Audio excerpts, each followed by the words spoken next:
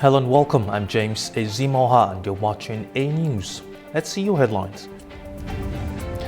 Donald Trump says talks with Iran are ongoing, but Tehran denies any direct contact.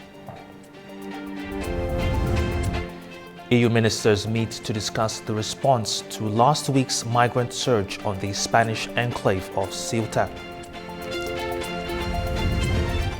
And a fact-check investigation probes an Armenian lobbying network's influence in Brussels.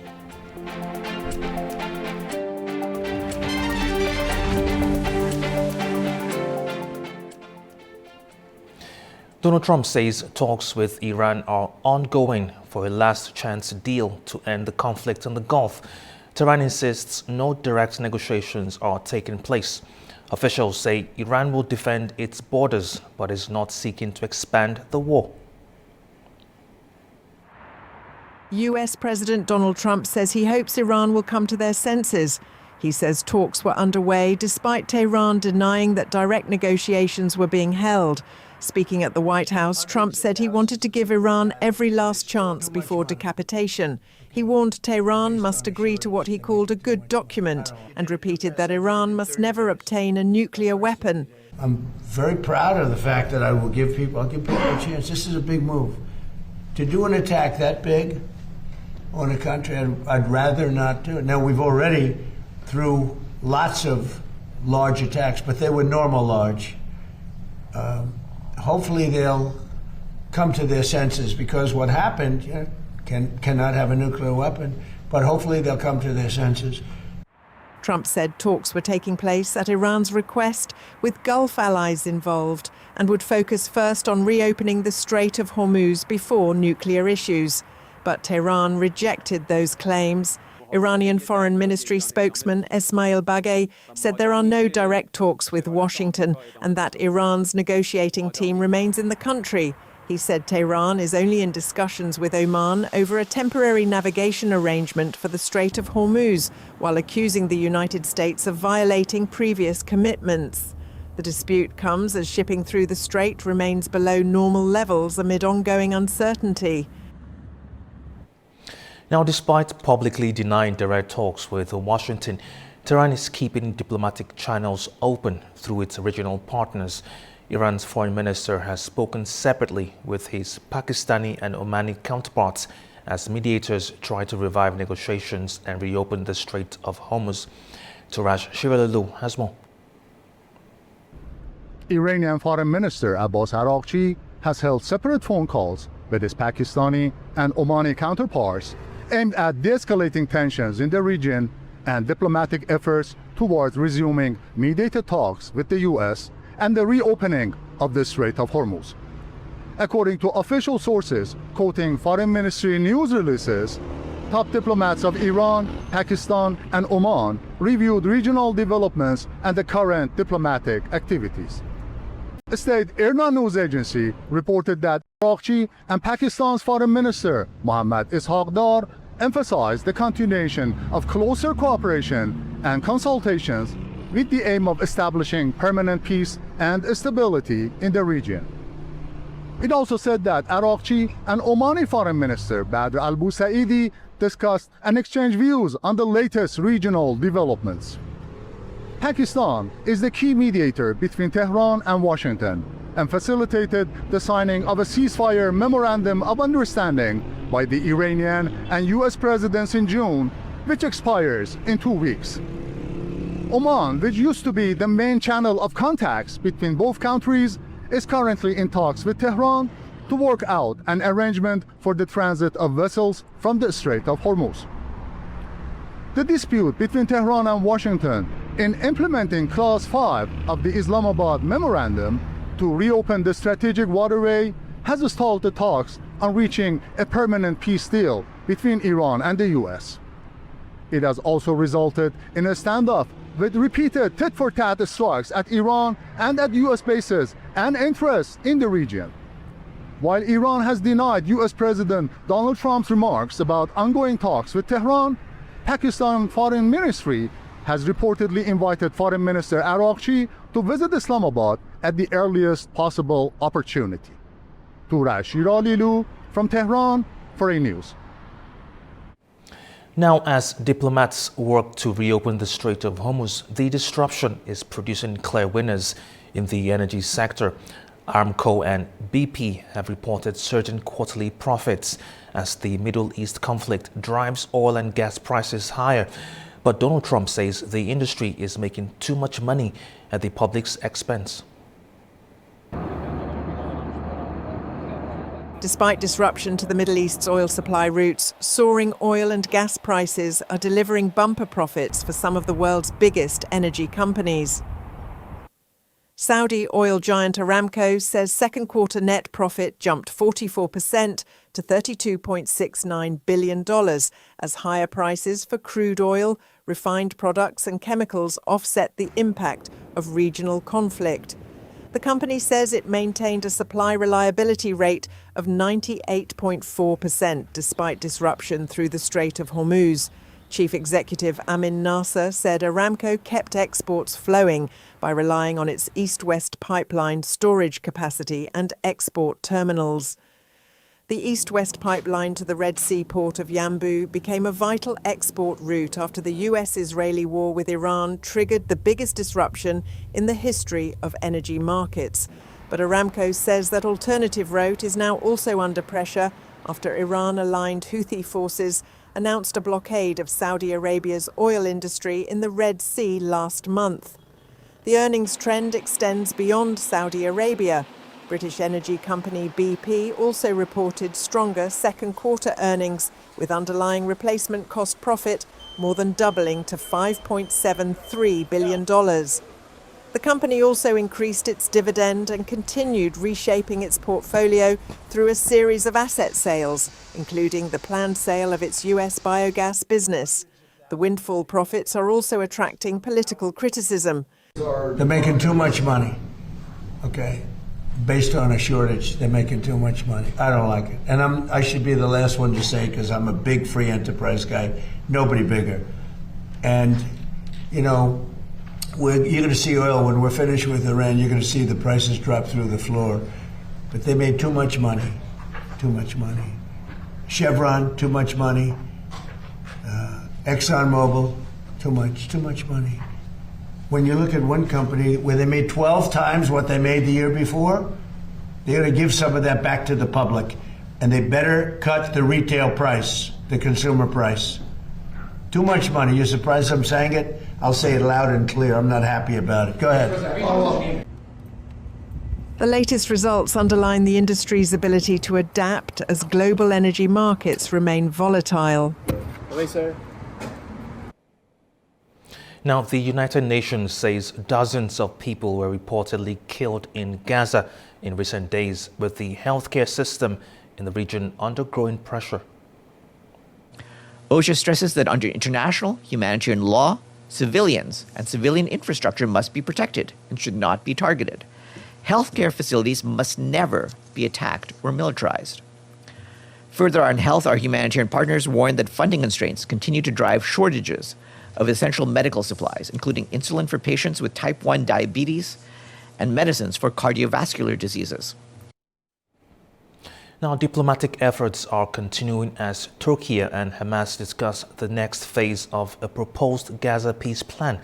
Turkish intelligence chief Ibrahim Kalin met Hamas leader Khalil al-Hayya in Istanbul today. The talks came as Turkey, Egypt and Qatar jointly condemned Israel's ongoing military operations, accusing it of targeting civilian infrastructure.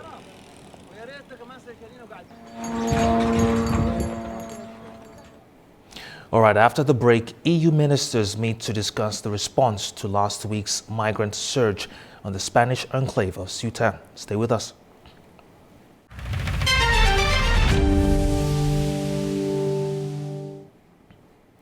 Welcome back to A News. Now, there have been more deadly strikes in both Ukraine and Russia, but Moscow says its forces are continuing to make gains on the battlefield. A Russian airstrike has killed at least 3 people, including 2 children, and injured 4 others in Sumy in Ukraine. That's according to the State Emergency Service. Officials said Tuesday's attack targeted residential buildings and infrastructure facilities. However, the Russian Defence Ministry said its forces hit a logistics hub in the town of Burin in Ukraine's Sumy region. Meanwhile, Russian drones also hit Ukraine's Mykolaiv residential area and killed one. Ukrainian authorities said a fire broke out in a private residential building. Meanwhile, Ukrainian drones struck 3 warehouses across Russia overnight, including 2 run by online retailer Wildberries, killing 5 people, according to local officials. The facilities were also targeted in the St. Petersburg and Tver regions overnight. The latest developments come as Russia says its forces continue to make gains on the battlefield. On Monday, Russia's defence ministry claimed its troops had captured 2 settlements in the Kharkiv region of northeastern Ukraine. The ministry also said Russia's Black Sea Fleet destroyed an uncrewed surface vessel and that Russian drones struck 4 bulk carriers, allegedly transporting military cargo in support of Ukraine's armed forces. Russian officials also reported that a separate wave of Ukrainian drone attacks on Monday targeted the Vladimir, Belgorod and Krasnodar regions, resulting in multiple casualties. Authorities said 7 people, including 3 children, were killed and 40 others injured in the Black Sea resort city of Gelendzhik on Monday, which Moscow described as a deliberate drone attack on civilians. There was no immediate comment from Kyiv, which, like Moscow, says it does not deliberately target civilians. Disruptions in the Gulf, along with the war between Russia and Ukraine, is affecting energy supplies across Central Asia. As a result, Tajikistan's petrol production has fallen, while neighboring Uzbekistan is expanding domestic output to offset a drop in Russian exports. Our correspondent, Severa Japova, has more from Tashkent. Tajikistan's energy sector has reported contrasting results this year. Gasoline production fell nearly 15-fold in the first half of this year, dropping to just 304 tons from 4,500. At the same time, crude oil production rose 9% to more than 10,000 tons. The sharp decline reflects Tajikistan's limited refining capacity and its continued reliance on imported fuel, much of it from Russia. Russia's fuel sector has come under growing pressure following a series of long-range Ukrainian drone strikes on oil refineries, fuel depots and transport infrastructure. According to the Moscow Times, the attacks have forced Russian oil refining to its lowest level in 24 years, while Moscow has reported fuel shortages in several regions. In response, Russia extended its sweeping fuel export ban through the 31st of January 2027, covering gasoline, diesel, marine fuel and gas oil to stabilize domestic prices and supplies following refinery disruptions. Against that backdrop, Uzbekistan is moving to strengthen its own energy security by expanding domestic production. According to a report presented to President Shavkat Mirziyoyev, demand for aviation fuel is expected to reach 375,000 tons on the second half of the year, up 27% from a year earlier, driven by growing international air traffic through Central Asia. State-owned Uzbekneftegas says it produced 11.5 billion cubic meters of natural gas during the first 6 months of this year, while output of oil, diesel, jet fuel and liquefied gas exceeded targets. By the end of 2026, the company plans to produce 1.1 million tons of gasoline, 983,000 tons of diesel, and 310,000 tons of jet fuel, as Uzbekistan continues modernizing its oil and gas industry and reducing its dependence on imported fuel. Civil Rajab reporting from Tashkent, Uzbekistan News. Now, the conflict in Ukraine continues to put commercial shipping in the Black Sea at risk. In the latest incident, a Turkish-owned cargo vessel was hit by drones near a Russian port, reportedly seriously injuring 3 crew members and setting the ship on fire. Adamor reports from Istanbul. Turkish authorities say another Turkish-owned cargo vessel was struck by drones near Russia's Black Sea port of Novorossiysk in the latest incident involving commercial shipping in the region. According to Turkey's Directorate of Maritime Affairs, the Nadizhda was attacked on Monday while sailing from Novorossiysk to the Turkish port of Samsun. The ship was carrying 22 crew members, including 13 Turkish nationals. Russian naval units reportedly evacuated the crew to Novorossiysk, but Turkish officials say 3 crew members may have suffered serious injuries. The ship also sustained significant damage to its bow and accommodation block, while a fire aboard the stricken vessel reportedly continues to burn. Authorities also said rescue operations had been suspended due to the continuing threat of drone attacks in the area. The incident is the latest in a growing number of attacks involving Turkish or Turkish-linked merchant vessels operating in the Black Sea since the Russia-Ukraine war began in early 2022. Repeated incidents have heightened concerns that the conflict is spilling over into the Black Sea and endangering civilian shipping, despite efforts to keep commercial trade routes open. In a separate development, Turkish authorities said an aerial drone of unknown origin had been found in the Black Sea province of Kastamonu on Monday, after apparently losing contact with its operator. Emergency teams quickly secured the area before removing the drone for forensic examination. The discovery follows a similar incident in June when a fixed-wing drone crashed in the same province. Repeated drone-related incidents along Turkey's Black Sea coast have prompted renewed scrutiny of regional security as the ongoing war between Russia and Ukraine increasingly spills beyond the immediate battlefield. This is Adam Morrow for A News in Istanbul, Turkey. Meanwhile, Ukraine says it has reached drone deal agreements with 15 more countries to boost its war efforts as the fighting continues. The deals go beyond drones, covering technology, joint production and defense expertise, giving Kyiv a very different role in its relationship with its partners. Join us now is Yulia O'Connell, member of Dignitas, join us from Kyiv, Ukraine. Good to have you, ma'am. Thank you for having me. Now, Ukraine spent years asking partners for weapons and technology. Now it seems what has changed is that partners are asking Ukraine for its expertise. Well, yes, it's true. And it's a major, I would say, reversal. In 2022, Ukraine asked allies to supply heavy armory that came slow in the right number. Today, Ukraine is playing a major role in world security and understanding how to fight the modern war. So Ukraine, with the real blood and real sweat, has acquired the knowledge, the expertise, not only in production of innovations, innovative, but approaches and how to operationally use it. So Ukraine right now has over 500 drone productions, many production production companies. And many of those production companies are using components produced in Ukraine rather than go to China. So it's a major change in the global security, and Ukraine is kind of leading and showing the way. Mm-hmm. Now let's dive deeper into that a bit. What does Ukraine now know about drone warfare that other countries cannot learn from training exercises alone?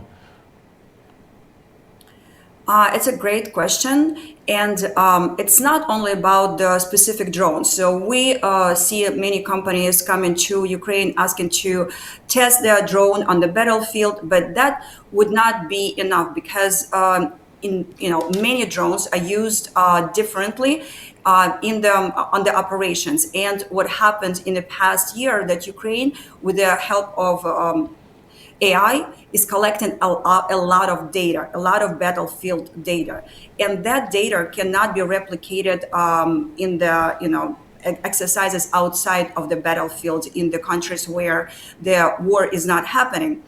Another thing that is very important to understand that Ukrainians understand how well and fast, also Russia adapt. So adaptation of the enemy is another thing that Ukraine has a deep expertise. So instead of reacting to the challenges, it's important to understand how and when enemy would adapt and what's a window for opportunity. So every time the innovation cycle comes and comes with operational expertise and operational innovation, it's also important to proceed to understand what how enemy would react, and start developing solutions to respond to what enemy would respond with. So I think that those two are most important right now, that Ukraine holds its expertise of expertise of using different types of drones with the battlefield data and understanding enemy adaptation. Now, Yulia, the deal includes technology transfer and joint production. How much could this change Ukraine's own defense industry? That would really, really help, because Ukrainian companies, they need money, they need finances. So, and a lot of times they need to find a space where they can produce things without being under Russian attacks, under Russian ballistic attacks that Ukraine right now doesn't have enough Patriot systems to protect. So when we're talking about joint ventures, if joint ventures established in close countries like Bulgaria, Romania, Poland, where we can ship this drones or equipment fast into Ukraine, this is really, really helpful. In the same time, the investors probably more comfortable to invest in the companies that are not under constant Russian attacks. So that would definitely increase Ukrainian capabilities and Ukrainian defense abilities. And would be really important for both of the for Ukraine just as much as for allies. Now, speaking about joint ventures, the EU wants to combine Ukrainian expertise with Europe's industrial capacity. What could each side gain from that partnership? It's very important to understand that Ukraine, with again blood and sweat, gained a lot of expertise in innovation, and this innovation expertise should be protected as Ukrainian intellectual property. So with partnerships, it shouldn't be just a transfer of the knowledge or transfer of expertise. It has to be, partnership where European countries, United States benefit from getting technology that they can scale up, that they can produce in mass, but to protect Ukrainian intellectual property, Ukrainian innovators and innovation. So that would be the most genuine way to look at this partnership. That would be a win-win situation for Ukraine and Western countries and everybody who'd like to invest in the defense today. All right, thank you. That was Yulia O'Connell, member of Dignitars, joining us from Kyiv, Ukraine. Thank you for your time. Thank you. Interior ministers from EU member states have held an emergency meeting to discuss the migrant crisis. It comes after last week's mass crossing by mostly young Moroccans into the Spanish enclave of Ceuta. Madrid is seeking more support from member states to prevent a repeat of the incident.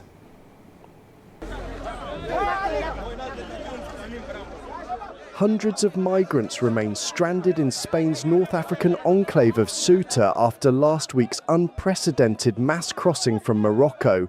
Aid workers are distributing food and water to those still waiting on beaches, with many saying they had gone several days without eating. Spanish authorities estimate that almost 70,000 migrants have now returned to Morocco, while about 2,000 people remain in Ceuta. The crisis has claimed 72 lives on the Spanish side of the border and 11 on the Moroccan side, according to official figures. 3 days no food, only water. Local residents say the influx has left the city overwhelmed, with many expressing frustration over what they see as a lack of support from Madrid. It was painful to see our city attacked like this. We felt alone and abandoned by the rest of Spain. The surge has prompted an emergency meeting of European Union interior ministers. European Commission President Ursula von der Leyen has proposed stronger external border measures and increased support for Morocco to prevent another large-scale crossing. European Commissioner for the Mediterranean Dubravka Šuica described the incident as a perfect storm, saying a combination of misinformation on social media and other factors may have fueled the mass movement. The only issue could be that figures a little bit differ from Moroccan side and from Spanish side. So I think the truth is somewhere in the middle, but the huge influx was there and it was witnessed. Everybody saw what happened. Moroccans were very ready and cooperative to receive all the illegal migrants back. And this is something which encourages us, which encourages me. So they also wanted to say that the border is shared responsibility. We know it's shared European responsibility, but it's also responsibility theirs and ours. Spanish authorities blame migrant smuggling networks for orchestrating the crossing, while Moroccan officials say false online claims encourage thousands to attempt the journey. Now, more than 150 migrants have been rescued from the channel after the dinghy they were traveling in caught fire while attempting to cross from France to the UK. The authorities said the vessel left northern France on Monday night. Some passengers refused assistance despite concerns over the boat's condition. But after the engine caught fire on Tuesday morning and the vessel began to break apart, French and British rescue teams launched a joint operation. A total of 157 people were rescued and taken to Boulogne-sur-Mer. Authorities said there were no reports of deaths or injuries. The incident comes a day after UK Prime Minister Andy Burnham pledged to step up efforts to curb small boat crossings, with British officials saying the rescue highlights the dangers of the route.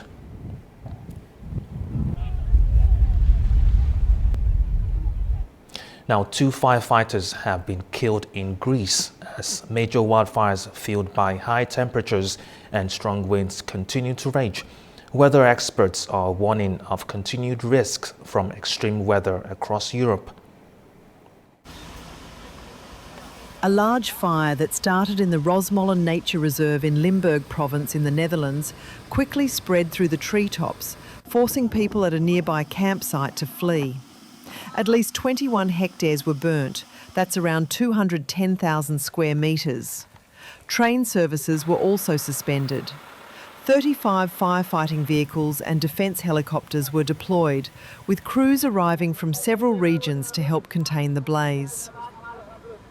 The challenge with extinguishing the fire is that it is, as far as I'm aware, very high up in the trees. We are, of course, also dealing with wind that is fanning the flames, the fire is moving through the trees, and you have to be able to reach it. In Greece, more than 400 firefighters and 21 aircraft were tackling a wildfire northwest of Athens for a 4th day on Monday. Strong and erratic winds have driven flames through pine forests and farmland, damaging homes and forcing evacuations of people by land and sea. 2 crew members were killed on Sunday after their firefighting helicopter collided with another aircraft near Ceuta. The 2 people aboard the second helicopter survived. Also on Monday, firefighters west of Madrid contained a vegetation fire near a wastewater treatment facility. 5 helicopters and 10 ground crews were deployed, with no injuries or damage to the plant reported. Authorities remain alert for flare-ups as another heatwave approaches. In southern France, a fire that flared up on Friday in the Var region had stabilised by Monday after burning around 1,850 hectares, although officials said it was not yet under control. About 1,500 firefighters remain deployed, supported by water-bombing aircraft. High temperatures and shifting winds could complicate operations, while most evacuation orders had been lifted. Romania has blown up rocks in the drought-hit Danube River to redirect cooling water towards the country's only operating nuclear reactor. The controlled explosion on Monday cleared the way for a contemporary dam near the Sanova plant, where one of two reactors has already been shut down because of falling river levels. Carmakers Dacia and Ford have agreed to pause production at their plants in Romania until later this month to ease pressure on the power grid. In neighboring Hungary, the PAC's nuclear plant was operating at just over 10% capacity as falling water levels in the Danube hit production there.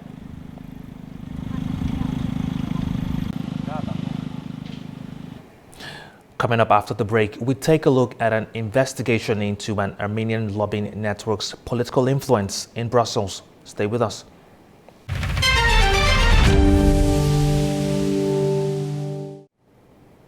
Welcome back to Way News. Now, a fact-check investigation has raised questions over an Armenian lobbying network's political connections, financial transparency, and efforts to influence European policy on the South Caucasus. A Brussels-based organization presented as the voice of Armenian interests appears to sit at the center of a much wider political network.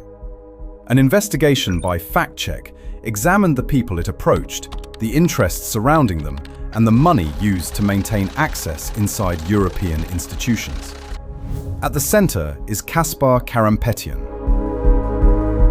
He has used the organization to organize conferences, promote resolutions, and invite European politicians to Karabakh during its occupation. One of the network's most prominent political contacts was former European Parliament Vice President Eva Kaili, later charged in the 2022 Qatargate corruption scandal.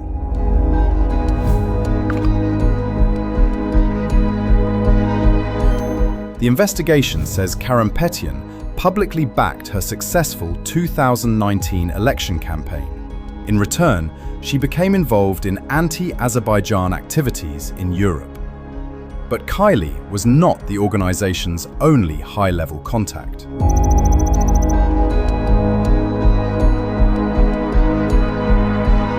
This formed part of a deliberate lobbying strategy aimed at influencing European Parliament reports, debates, and resolutions.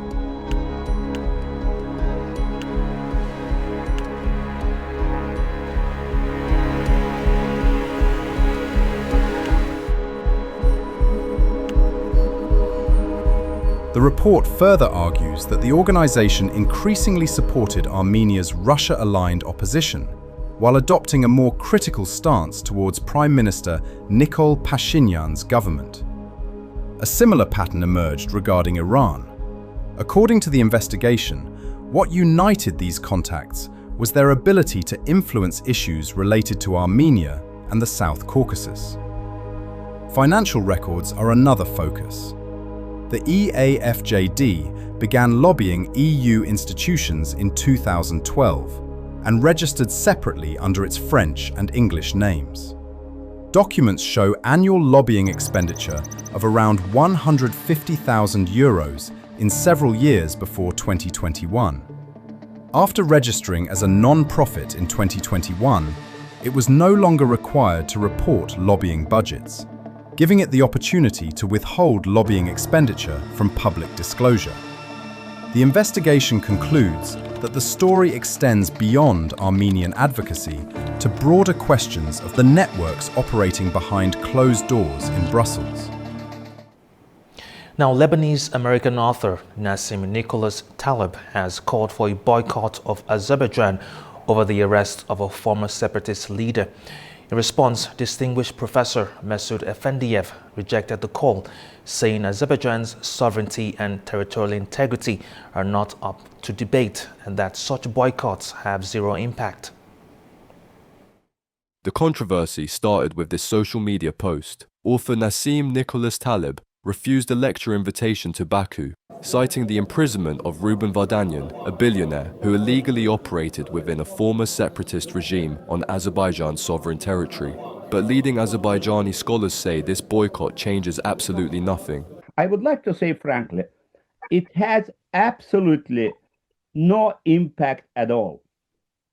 Azerbaijan, with his policy, with his international recognition borders, reestablish his territory.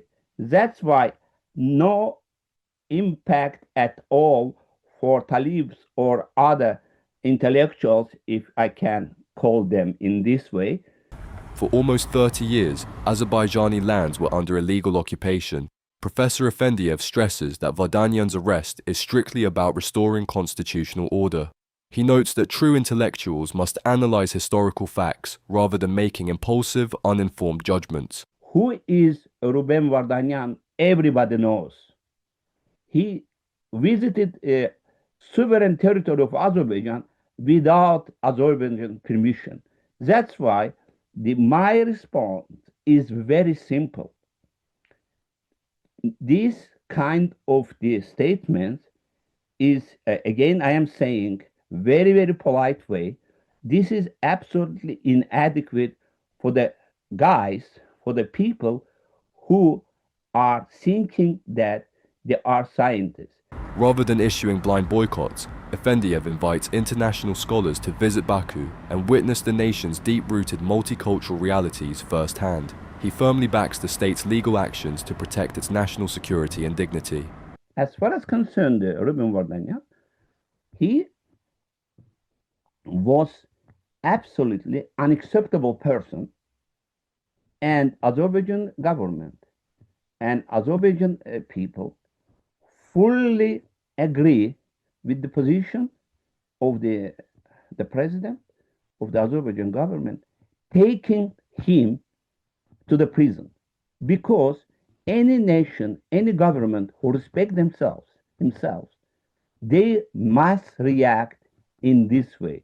Professor Efendiev concluded that one individual's decision cannot diminish Azerbaijan's international standing, reaffirming that the nation's dignity and national interests remain strictly non-negotiable. Now, regional security and the future role of the OSCE were high on the agenda as the organization's chair visited Baku for talks with Azerbaijan's foreign minister. The discussions also focused on bilateral cooperation and humanitarian challenges across the South Caucasus.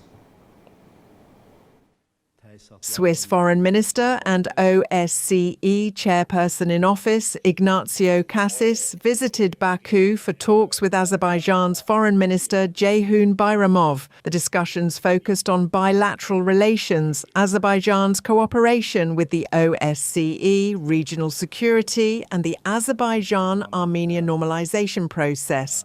During a joint press conference, Bayramov also answered a question from InNews. We expect a number of additional developments in the Azerbaijan-Armenia normalization process, and the TRIPP project included in the Washington Peace Summit document is one of them. The project is highly significant for the region. Azerbaijan receives regular updates from the United States regarding this process. We expect physical work to begin on the 42-kilometer section in 2026. All of these developments promise substantial benefits for the region.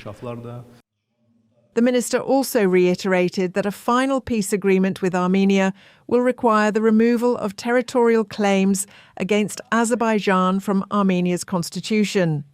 This war remains the most serious challenge to European security and to the principles on which the OSCE is founded, and this was particularly my part as a chairman in office of OSCE.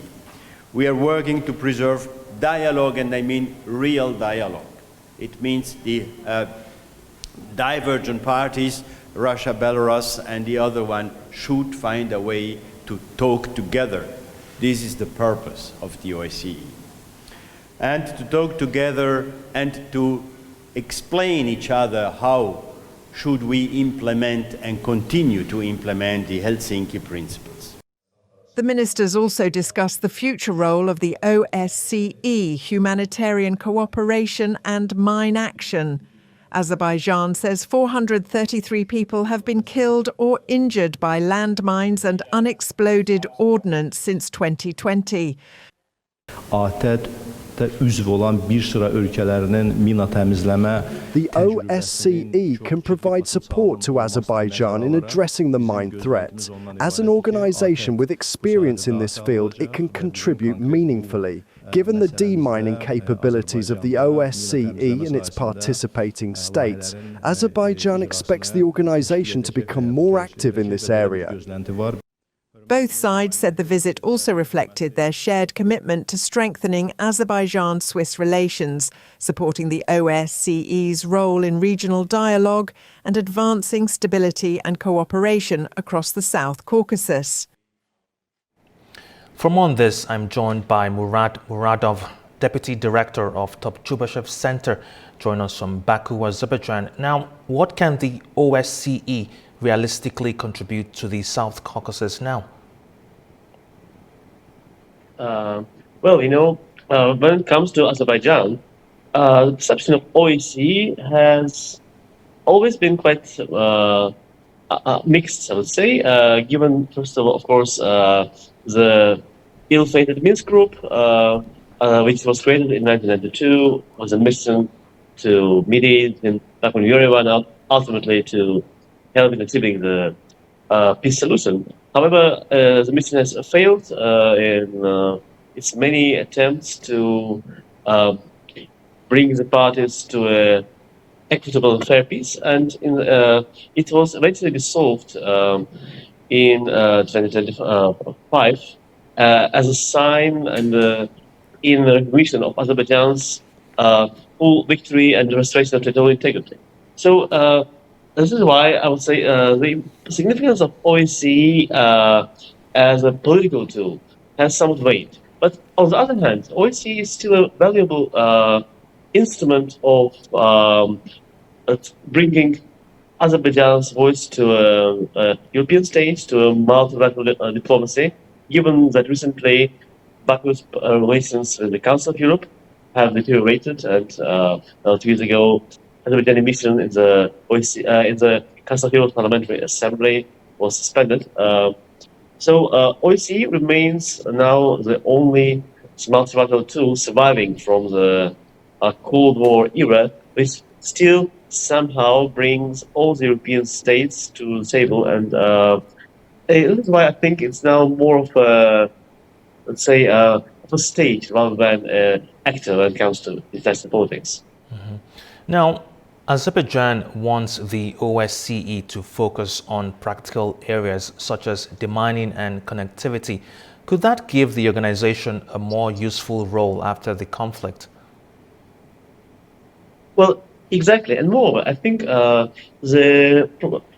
conflicts of recent years and the 40-year war between Armenia and Azerbaijan, and eventually the restoration of territorial integrity, and of course Russia's invasion in Ukraine, they have exposed the limits of OSCE as an actor, and because of the consensus rule. I mean, of course, the organization cannot take decisions which, let's say, impose certain measures against one of the member states, even if all the other states are sharing a certain position, let's say, when it comes to aggression or etc. And this is why, the OSCE definitely has to reinvent its identity and using the potential of multilateral diplomacy in order to resolve more like practical matters and act more on ad hoc basis. It can be indeed, I think, quite a good alternative, for unfortunately the failed vision of Helsinki Accords, which didn't bring, the ultimate peace and security to Europe. All right. Now, the Armenia-Azerbaijan peace process is moving beyond the old conflict framework. Where can the OSCE add value without duplicating that process? Well, I think that since the substantial talks for the last couple of years have been conducted exclusively in a bilateral format way back in Yerevan. So this multilateral venues, they provide a good platform for developing a narrative, because, well, we've been witnessing a lot of attempts, let's say, from the Armenian lobby and from related groups to use, let's say, the multilateral diplomacy tools in order to promote narratives which have been rejected even by the Armenian government itself. So, for example, this happened in a number of European parliaments, including France, Belgium, Netherlands, Switzerland, and ultimately the European Parliament, on a number of occasions, has been taking a clearly anti-Azerbaijani position. So, yes, I think still this venues should be used by Azerbaijan, as an opportunity to reiterate, let's say, its position in a clearly legal and legitimate All right, thank you. That was the voice of Murad Muradov, Deputy Director of Topchubashev Center, join us from Baku, Azerbaijan. Thank you for your time. Now, a planned power cable under the Black Sea linking Georgia and Romania has moved into its next stage of development. The project, involving Azerbaijan, Georgia, Romania and Hungary, aims to connect the energy systems of the South Caucasus with southeastern Europe. A correspondent has more. The company behind the Black Sea submarine cable project, Gecko Power, has confirmed it has now entered its detailed development phase. The decision came at the company's 6th board meeting and follows government approval of the project's feasibility study at a ministerial meeting in Azerbaijan's capital, Baku. With that approval in place, the next steps include conceptual design, engineering studies, and a procurement strategy. Work is also starting soon to hire contractors for a seabed survey in the Black Sea, a necessary step before any actual construction can begin. The project is a planned underwater power cable connecting Georgia and Romania, running about more than 1,000 kilometers under the sea and another 40 kilometers on land. It's designed to carry 525 kilovolts and move 1,300 megawatts, linking the electricity grids of the South Caucasus and southeastern Europe. It stems from a 2022 agreement signed in Bucharest between Azerbaijan, Georgia, Romania and Hungary, aiming to bring renewable energy from the Caspian region into the European markets. The European Commission has listed the project as a project of mutual interest and set aside roughly 2.3 billion euros. That's more than 2.6 billion US dollars towards it. Gecko Power is also seeking a further European Union designation that could improve access to financing. The timeline stretches to 2032, and large cross-border infrastructure projects like these routinely face delays, cost overruns, and shifting political priorities. For now, this is a step in a long process, not yet a finished deal. Nini Nicoleshvili, Tbilisi, A News. Now, Pakistan and Iran are looking to expand trade and investment ties. Meeting in Islamabad, officials agreed to advance negotiations on a proposed free trade agreement while improving trade and transport connectivity. Miriam Zia reports from Islamabad. Pakistan and Iran have reaffirmed their commitment to increase bilateral trade to $10 billion, agreeing to expedite negotiations on a proposed free trade agreement. The deal was reached at the 10th Pakistan-Iran Joint Trade Committee meeting in Islamabad on Tuesday. Pakistani officials said both sides will work to remove barriers at the border, including within customs procedures and cargo movement. They also agreed to expand joint border markets, strengthen customs cooperation, and introduce electronic data interchange to facilitate trade. They proposed expanding trade and logistics cooperation through the ports of Karachi and Gwadar, while identifying electricity trade and regional connectivity as areas with further economic potential. Iranian officials described Pakistan as a long-term strategic trading partner. The meeting brought together a 22-member Iranian official delegation and a 16-member business delegation representing sectors including logistics, shipping, energy, and manufacturing. The discussions underscore efforts by both neighbors to improve regional connectivity and facilitate trade across South and West Asia, with the proposed free trade agreement expected to play a central role in that effort. Mariam Zia, A News, Islamabad. All right, it's been a pleasure bringing you the news. Thank you for watching. Stay tuned to A News.